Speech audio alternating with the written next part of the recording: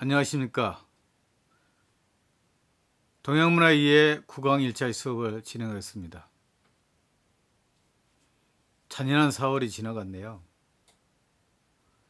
길고 긴 코로나의 전쟁에 승리한 여러분들에게 축하의 박수를 보내드립니다. 여러분들 중에 몇몇은 학교도 나가고 있겠죠? 또 집에서 온라인 강좌를 듣는 학생들도 있겠죠. 저 역시 여러분과 함께 온라인 수업을 하면 좋겠지만 또 시국이 시국인 만큼 어렵지만 참아내도록 합시다. 우리가 지금 동양문화에 대해서 학문적으로 많이 접근을 했었죠. 이제는 의식주에서 식에 대해서 한번 이야기를 나눠볼까요? 여러분 음식 매일 먹죠. 음식은 영양분에 영향을 주는 요소일 뿐만 아니라 우리에게 맛과 기쁨을 주는 것이라고 볼 수 있겠죠. 지금처럼 텔레비에서 음식에 대해서 이야기를 한 프로그램이 그렇게 많지 않았죠. 지금 얼마나 많은 프로그램이 하고 있습니까? 삼시세끼 또 지금 여러 가지 또 음식 프로그램이 있죠. 그래서 오늘은 음식에 대해서 이야기를 하는데 음식과 또 얘가 밀접한 관계가 있습니다. 우리가 미를 추구합니다. 서양인에서 미는 시각과 청각과 연관되어 있습니다. 그런데 동양인은 이렇게 바로 음식과 미가 연결되어 있다는 것을 서서히 알게 될 겁니다. 그래서 맛과 멋과 연관되어 있다는 것은 우리 수업을 통해서나 또 여러분들이 상식적으로 알 수 있게 됩니다. 자, 얘는 어떻게 음식이 적용되는지 한번 볼까요? 그러기 전에 맛과 아름다움에 대해서 한번 알아보도록 합시다. 중세나 고대 그리스의 미에 대한 사상은 무엇일까요? 아름다움이란 무엇이라고 정의 내리죠? 아리스토텔레스는 시각이 제1의 원리로서 우리의 지각을 아름답게 하는 것입니다. 청각 역시 마찬가지죠. 우리가 아름다운 음악을 듣게 되는 거죠. 우리는 아름다운 음악과 또 아름다운 그림들을 보면서 영적인 희열을 느낍니다. 결국은 아름다움은 이렇게 쾌락과 연관되어 있습니다. 그렇다면 고대 중국인들은 이렇게 맛과 아름다움에 대해서 어떻게 이야기를 하고 있는지 한번 볼까요? 여러분 중국을 여행하면 가장 쉽게 접할 수 있는 고기가 무엇일까요? 그것은 양꼬치입니다. 그래서 얼마나 중국인들이 양과 연관되어 있고 양의 음식 문화가 있는지 알 수 있을 겁니다. 베이징에 가면 길거리에 얼마나 많은 양꼬치를 팔고 있습니까?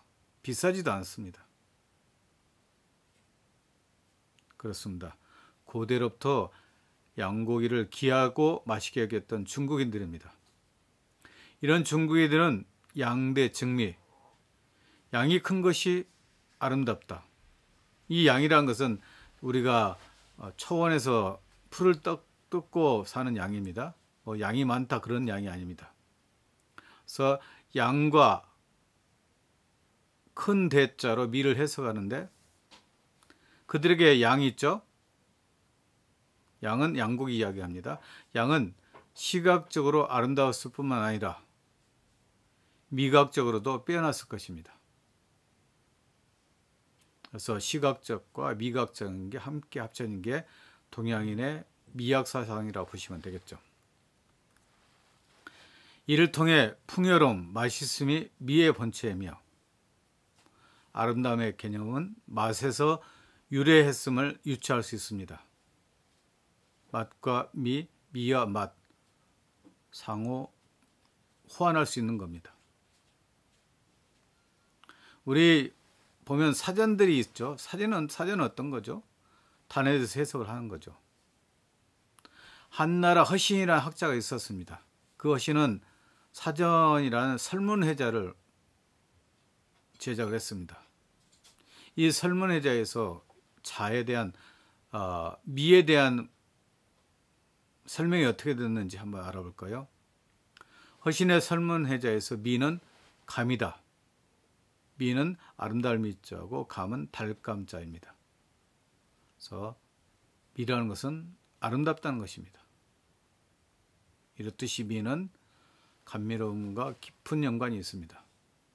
여러분들이 오늘은 감미로운 음악을 들었어 하면서 탄성을 낼 수도 있겠죠. 이처럼 현재 우리가 아름다운 음악을 들을 때 흔히 사용하는 감미로운 음률과 같은 표현도 미와 맛의 연결성을 짐작할 수 있습니다. 감미로운 음악을 들었다. 그것은 바로 아름다움과 맛과 연관되어 있다는 것을 알 수 있겠죠. 자, 동양적 신미의식에 대해서 한번 볼까요? 신미는 무슨 뜻이겠죠? 미를 추구한다 뜻도 있겠죠. 이렇듯 동양문화권에서는 인간의 신미의식이 배고픔을 채우는 먹는 문제에서 비롯됐습니다. 그런 후에 감수성을 자극하는 체계적인 사유와 사상으로 발전됐습니다. 맛은 오미와 함께 감각에 영향을 미치기 때문입니다. 우리는 먼저 음식을 시각으로 접하고 후각을 통해서 감지하며 입과 혀에 촉각적으로 반응할 때 느껴지는 감각으로 맛을 음미하고 평가합니다. 혀에 음식이 달 때 얼마나 그 음식이 달콤한지 그런 것을 알 수 있겠죠. 꿀을 먹을 때도 얼마나 달콤합니까? 혀로 느끼지만 그것이 바로 여러분들 뇌에서 달콤하고 맛있다는 것을 느낄 수 있겠죠. 동양에서는 일찍이 신미를 설명하기 위해서 맛을 언급해 왔습니다. 동양인에게 미각적 체험은 음식을 즐기는 것이고 보편적인 문화적, 철학적 의미를 향수하는 것이었습니다. 음식에 어떤 철학이 담겨져 있다는 거라고 볼 수가 있죠. 동양인의 음식은 바로 보약과 똑같습니다. 우리가 음식을 통해서 이렇게 영양분을 받을 뿐만 아니라 심지어는 우리 몸까지 치유될 수 있게 되는 겁니다. 다시 말해서 이렇게 맛이라는 것은 좋은 것입니다. 또 미는 좋은 것이기 때문에 맛과 미가 서로 환치될 수 있다고 동양인의 사상이었습니다. 맹모 삼천지교라 말이 있죠.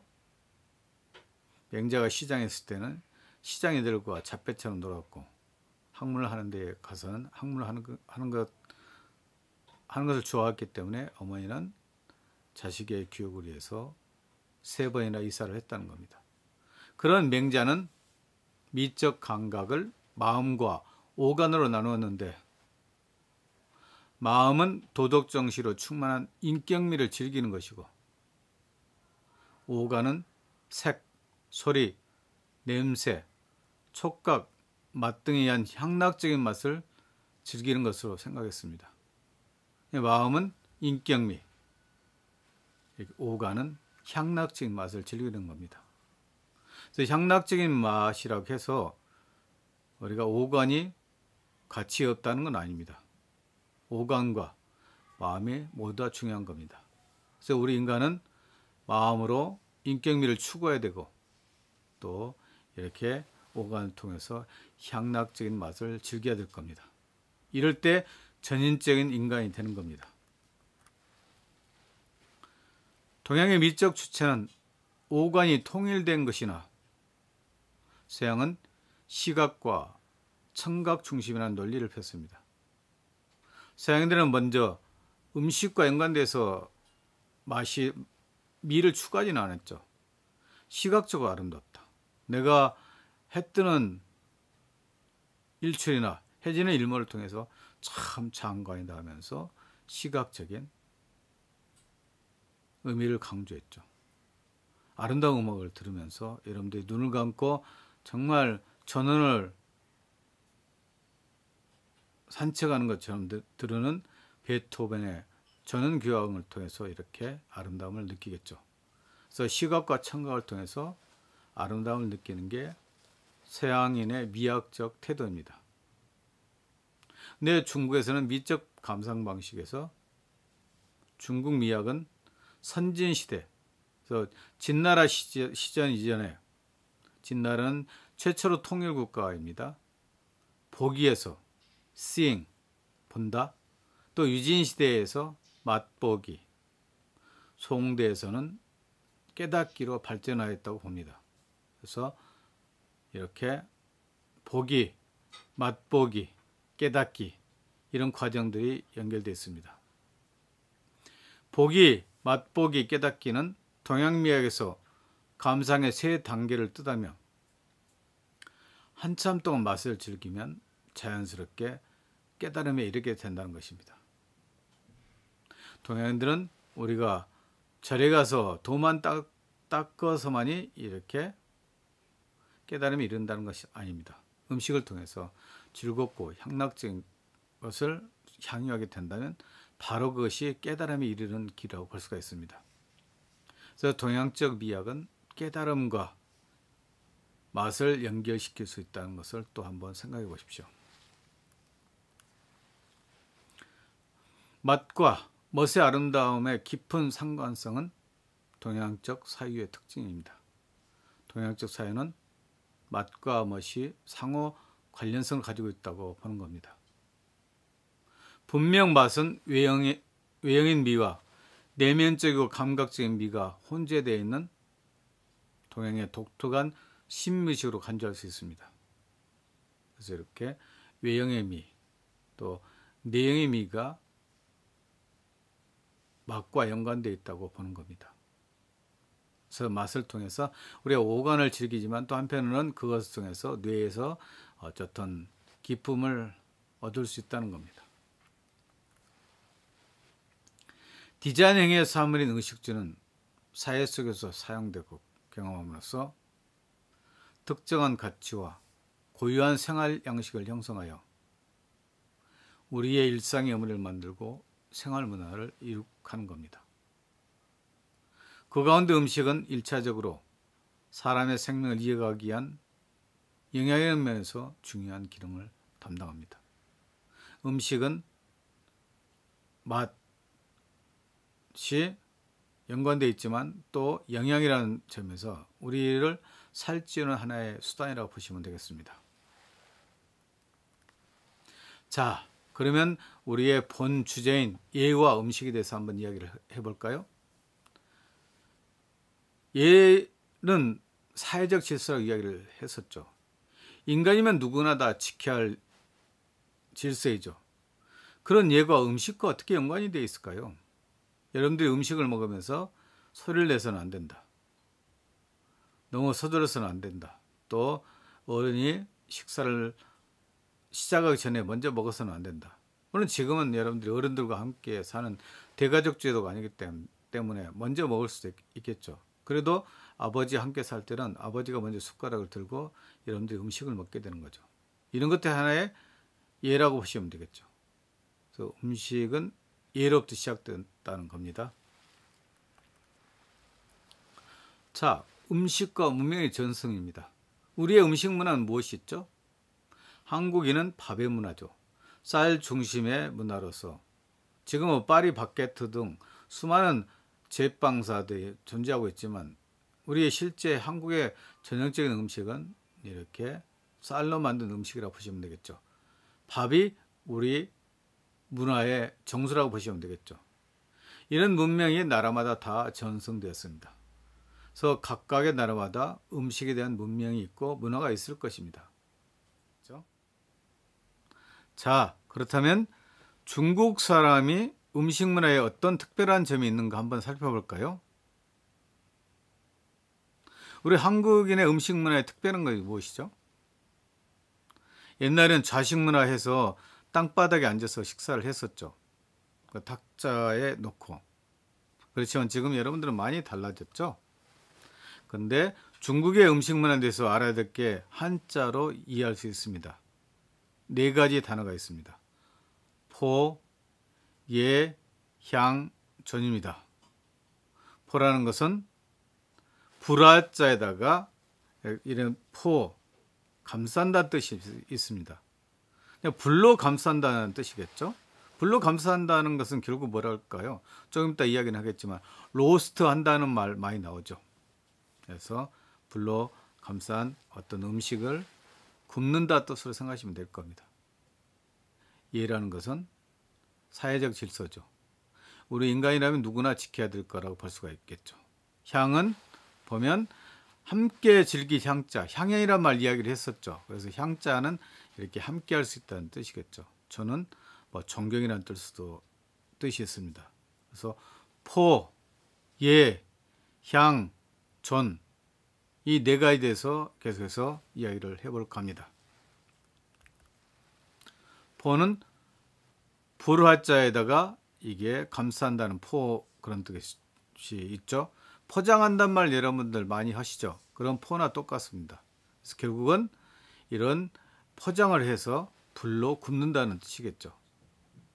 그래서 상형 문자로 포는 굽는다는 뜻입니다.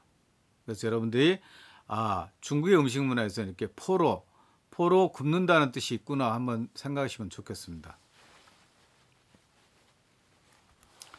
자, 포는 소전체로서 계속 죄송합니다.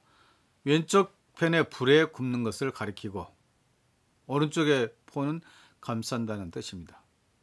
그래서 다시 한번 말해서 포라는 것은 감싸서 굽는다 뜻이겠죠. 그래서 이처럼 고대 사람들은 사냥감을 진흙을 발라 감싸서 굽는 것을 포라고 했습니다. 그래서 음식과 관련돼서는 이 굽는 것부터 시작됐다고 생각하시면 좋겠죠. 감싸서 굽는다. 포를 굽는 방식은 이제 토기가 발명되고 도자기가 발명되기 전까지 사용되었다 보시면 되겠죠. 바로 이렇게 토기도 이처럼 음식물을 위한 것이었고 또 그 위에 신묘식이 덧붙였다 보시면 되겠죠. 자, 그렇다면 예에 대해서 한번 생각을 해볼까요? 포에 대해서 우리가 하나 얘기를 했었죠. 예는 너무나 우리가 많은 공부를 했었죠. 질서라고 이야기를 했었죠. 예에 대해서 잠깐 볼까요? 예자도 이게 보일시자가 옆에 보일시변이라고 보시면 됩니다. 제일 밑에 오른쪽 편에는 곡자에다가 콩두자 형식으로 써져 있습니다.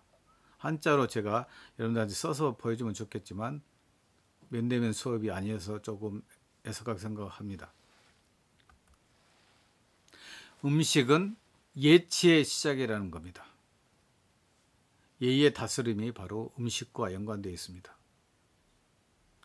예는 유교 문화의 핵심입니다. 예 중 가장 최고의 예는 음식에서 나오고 있다고 예기예언편에 이야기를 하고 있습니다. 자, 우리 예 잘 지켜야 되겠죠. 사회적 질서를 잘 지켜야 되는데 가장 고대 사람들이 중시했던 것은 음식에서 비롯됐다고 보고 있습니다. 음식을 먹을 때 얼마나 예를 지켜야 되는지 얘기를 해주고 있죠. 예자는 의식이라는 글자입니다. 그래서 의식과 연관되어 있는 게 예라는 뜻으로 예를 지켜야 된다는 것은 의식을 갖춰야 된다, 절차를 갖춰야 된다 등등이겠죠. 옆에 시자라고 보죠. 시자를 이렇게 씁니다. 왼쪽의 시는 하늘은 여러 가지 징조를 통해 기륭을 인간에게 보여주는 것입니다. 천둥치고 그러면 이것이 바로 흉이라고 생각할 수도 있겠죠. 해가 쨍쨍 쬐면 그것을 바로 길한 것이라고 볼 수가 있죠. 어쨌든 두 이가 있고 사회로 이렇게 있죠. 이것은 일월성을 표시하고 그러니까 해, 달, 별들을 표시하고 있습니다. 그래서 천문의 관찰을 통해 시세의 변화를 살펴보고 천문의 관찰을 통해서 내일은 비가 올 건지 천둥이 칠 건지 아니면 해가 좋을 건지 등등을 알아보고 하늘의 뜻을 보여주는 거라는 것입니다. 또 오른쪽 니는 예의 용기로 그 형상은 한자의 입구와 비슷합니다. 그래서 제일 밑에 있는 콩두자는 바로 고대 음식을 먹는 용기로 그 형상은 한자 입구자와 비슷합니다. 자전 조공 20년에 보면 귀신과 신이 희생제물을 먹게 되면 국가가 그 복을 받을 수 있다는 것입니다.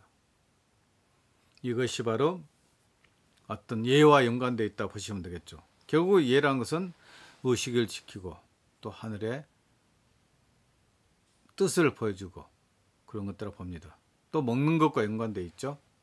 그래서 예는 이처럼 음식과 연관되어 있다는 것이 이 글자를 통해서 알 수 있겠죠. 그래서 백성은 고대 때, 고대 문화 때 식량을 하늘처럼 여겼습니다. 공자가 죽고 나서 제자들이 편찬했던 논어 중에서도 음식을 끓이는 솥은 41차례, 먹을 식자라는 그 글자도 41차례 나왔습니다. 이처럼 따뜻하고 배부른 생활은 인간이 누릴 수 있는 가장 기본적인 권리입니다. 이해가시죠? 자, 이제 향에 대해서 한번 알아볼까요? 향은 향연할 때 그 향자죠. 그래서 따로 먹든지 혹은 함께 모여서 먹는 것을 뜻합니다. 그리고 향은 방바닥에 앉아서 함께 음식을 먹는 겁니다. 음식이라는 것은 함께 한다는 것을 더욱더 강조하고 있죠. 그래서 중국의 음식 문화에서는 함께 한다, 굽는다, 예를 지킨다 그런 것도 있겠죠. 또 음식과 단체에 대해서 생각을 해봐야 될 겁니다. 이런 공자가 주장했던 사랑이란 인의 도덕과는 음식을 따로 먹거나 단체로 먹는 제도를 통해서 나타납니다. 그래서 음식을 혼자 먹든 단체로 먹든 간에 그 안에는 항상 예가 있다는 것입니다. 그래서 음식의 문화에서 모여 먹는 제도는 이제 서서히 취하게 되었고 따로 먹는 제도는 취하지 않게 되었습니다. 은주시대의 사람들이 방바닥에 무릎을 꿇고 앉아서 먹었습니다. 자, 음식을 나누어 먹는 것은 중국식 스타일입니다. 물론 지금 코로나로 인해서 좀 그것이 변해가고 있다고 합니다. 그리고 음식들을 엄청나게 시켜서 많이 남깁니다. 아마 지금은 개별 용기로 먹을지 않나. 아마 코로나가 음식 문화를 확 바꿔놓기도 했습니다. 그렇지만 중국의 음식 문화는 이렇게 함께 나눠 먹는 것이었습니다. 또 음식은 통교의 기능을 가지고 있습니다. 하나의 식탁에 둘러앉아 음식을 함께 나누는 것입니다. 음식은 교류의 매개로 상호 양보하고 존경하는 것이 조화를 체현하는 방법입니다. 그럼 음식은 통교의 기능으로서 이렇게 조화를 이렇게 해야 된다는 겁니다. 음식과 조화는 밀접한 연관이 있다는 것을 생각해 두십시오. 저는 술을 담는 연기라고 했죠. 그때는 처음에 포, 예, 향, 전이죠. 그래서 음식과 소통한다는 것입니다. 전은 술을 담는 연기라는 뜻이 있는데 그 전이라는 것은 또 존경의 의미가 있지만 자, 음식과 소통이라고 보시면 되겠죠. 음식과 통교입니다. 저는 술을 담는 연기로서 원래 두 손으로 술잔을 받쳐드는 것이 존경하는 말로 바뀌었습니다. 존이라는 것은 통교라고 생각하시면 되겠죠. 그래서 주나라 주공의 제장 규칙에는 이렇게 이야기하고 있습니다. 군주는 군주다워야 하고 신하는 신하다워야 하고 아버지는 아버지다워야 하고 아들은 아들다워야 한다고 이야기하고 있습니다. 근데 아버지가 음식을 먹지도 않았는데 어떻게 제가 그것을 먹어도 될까요? 하는 것들이 있다시피 아들은 음식 문화에서 질서를 지키고 예를 지켜야 하는 것을 보여주고 있습니다. 음식은 통교의 수단입니다. 음식을 먹을 때 양보하지 않는 사람은 금수와 같다고 중국인들은 이야기를 했습니다. 그래서 시진핑 총석이는 해군과 같이 해구선에서 식사를 하면서 이런 중국인의 음식 문화를 나눴다고 볼 수가 있습니다. 다시 한번 중국인의 음식 문화는 포, 예, 향, 존. 음식은 통교의 수단이면서 종교의 수단이고 함께 나눌 수 있는 것이라고 보시면 되겠습니다.